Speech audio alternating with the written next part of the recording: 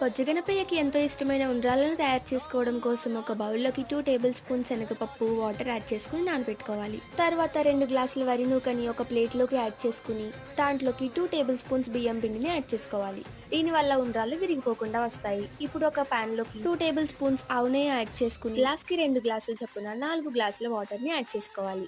ఇప్పుడు నానబెట్టిన శనగపప్పుని కూడా యాడ్ చేసుకుని కలుపుకోవాలి. వాటర్ 5 మినిట్స్ బాయిల్ అయిన తర్వాత కొంచెం సాల్ట్ యాడ్ చేసుకుని కలుపుకోవాలి. వరి నూకని కొంచెం కొంచెంగా యాడ్ చేస్తూ కలుపుతూ ఉండాలి. ఇలా అయితే ఉండలు కట్టకుండా ఉంటుంది. ఇప్పుడు మూత పెట్టి 10 మినిట్స్ మగ్గించుకున్న తర్వాత మూత తీసేసి ఒకసారి కలుపుకోవాలి. తర్వాత మళ్ళీ ఒక 5 మినిట్స్ వరకు మగ్గించుకోవాలి. ఇలా బాగా మగ్గిన తర్వాత ఒక ప్లేట్ లోకి ట్రాన్స్ఫర్ చేసుకుని చల్లారి పెట్టుకోవాలి. తర్వాత ఇడ్లీ పాత్ర గిన్నెలో కానీ కుక్కర్ లో కానీ పాన్ లో కానీ అడుగున వాటర్ వేసి పైన ఒక ప్లేట్ పెట్టుకుని ఉండలుగా చుట్టి ఆ ప్లేట్ లో పెట్టుకుని ఒక 5 మినిట్స్ వరకు ఆవిరికి మగ్గించుకుంటే సరిపోతుంది. ఈ వినాయక చవితికి మీరు కూడా కమ్మటి ఉండ్రాళ్లతో ఆ బొజ్జగన్నపయ్యని మీ ఇంటికి ఆహ్వానించేయండి.